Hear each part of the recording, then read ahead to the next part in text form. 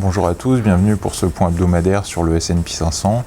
Donc depuis le début de la semaine, là on a un indice élargi américain qui consolide légèrement, qui corrige un petit peu après ces points hauts là, de la fin de semaine. Donc techniquement on a toujours une figure de range assez large qui reste en place avec la zone haute autour des 2125-2135 points contre laquelle donc, on a buté en début de semaine. À la baisse, c'est la région des 2040-2050 points qui est à mon avis importante. Donc on en est à ce stade assez loin. On a une région intermédiaire autour des 2100 points, c'est-à-dire globalement le milieu de cette zone. Mais on voit bien que sur le premier graphique, là, les deux zones rectangulaires rosées, donc zone basse et zone haute, contiennent les fluctuations de l'indice là, depuis plusieurs semaines maintenant.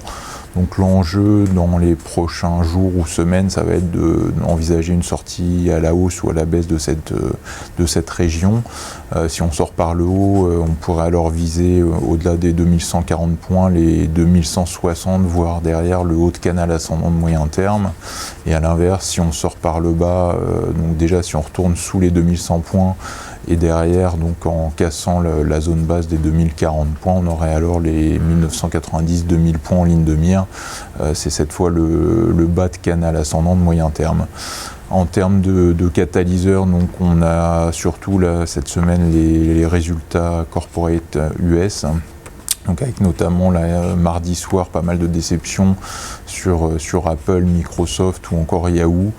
À l'inverse, on a eu quelques bonnes surprises, notamment sur un titre comme Boeing, mais ça risque donc, cette saison des résultats risque d'être le catalyseur du prochain mouvement. Donc on va suivre là d'ici la fin de semaine pas mal de noms comme Caterpillar ou Amazon ou General Motors là aujourd'hui.